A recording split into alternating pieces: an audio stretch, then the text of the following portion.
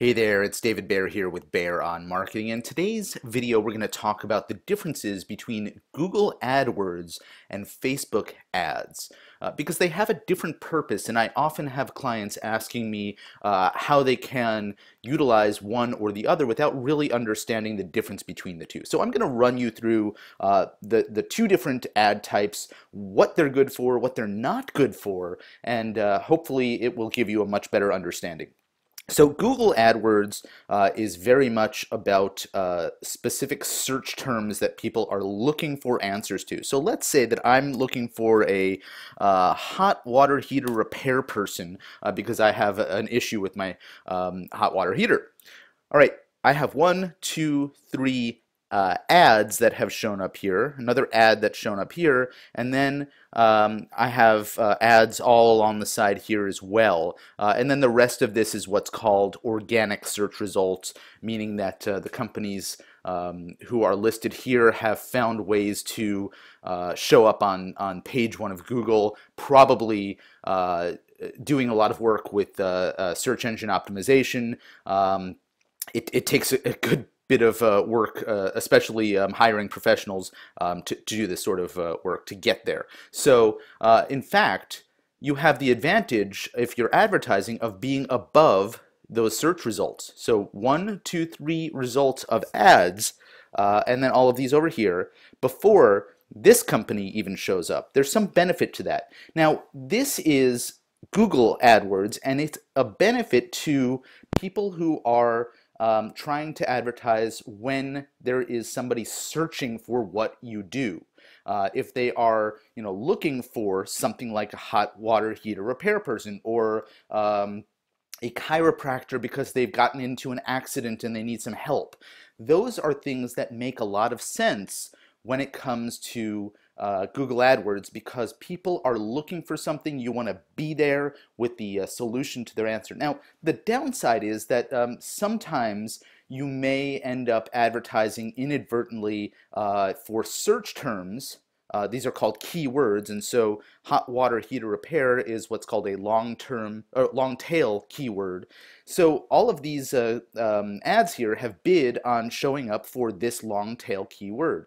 But it's very possible that if you, I'm going to try something else, heater repair, or heater. Some people may show up. So Plumbing Repair Portland is advertising for heater, but let's say that all I want was to buy a heater. Well, they're wasting that ad, and if I inadvertently click on that, because I think, I can buy a heater from Plumbing Repair Portland. I'm not sure why I would think that. They've just paid for an ad that was not as effectively placed. So there are some traps when it comes to Google AdWords as well. So let's jump over to Facebook now. And I'm going to show you the difference in Facebook ads, because they're not based on keywords. Instead, they are based on the interests of the person who is seeing the ads. So I'm obviously a marketing person, so I get a lot of ads for marketing related stuff. So this one is Essential SEO Guide shows the rules to follow in 2015. This one is offering sales copy help. Let's see what else. So there are ads here along the side.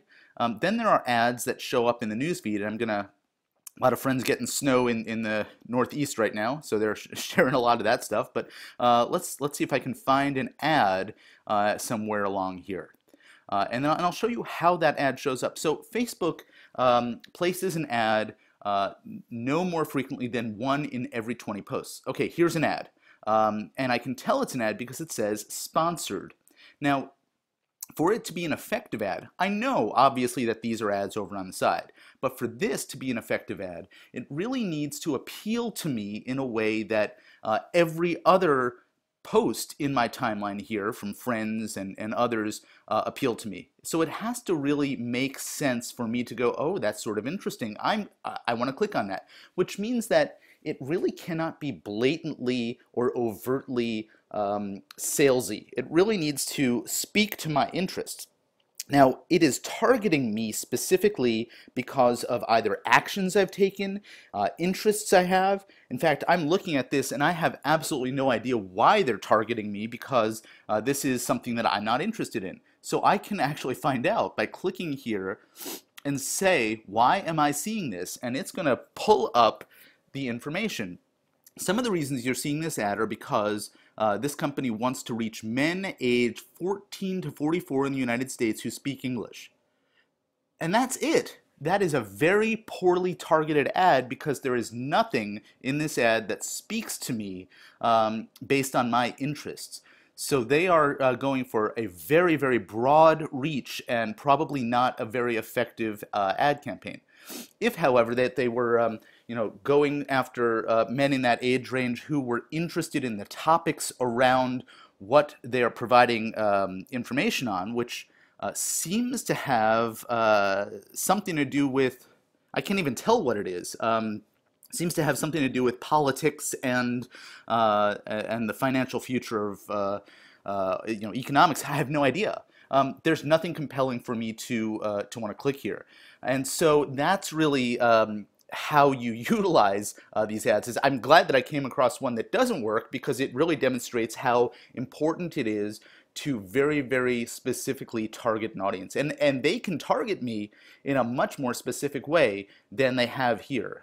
They can target me by my demonstrated political affiliation. They can target me by my financial status. They can target me by things that I have purchased, and they can target me by psychographic and socioeconomic graphic issues. So there's lots and lots of ways that they could have targeted me. They did a very, very poor job here. So I hope that that gives you a clear example of the difference between Google AdWords and Facebook ads. Now, I will say that when I started out with Google AdWords, I wasted a lot of money because I didn't understand what I was doing targeting. And when I jumped into Facebook, I knew that there were things that I really needed to understand, and I spent a lot of time learning that so that I didn't waste money. The thing that's taught me the most in online advertising is really to place the ads, test things at a very low dollar amount, and then excel or increase the things that work and stop doing the things that don't work after a little bit of analysis.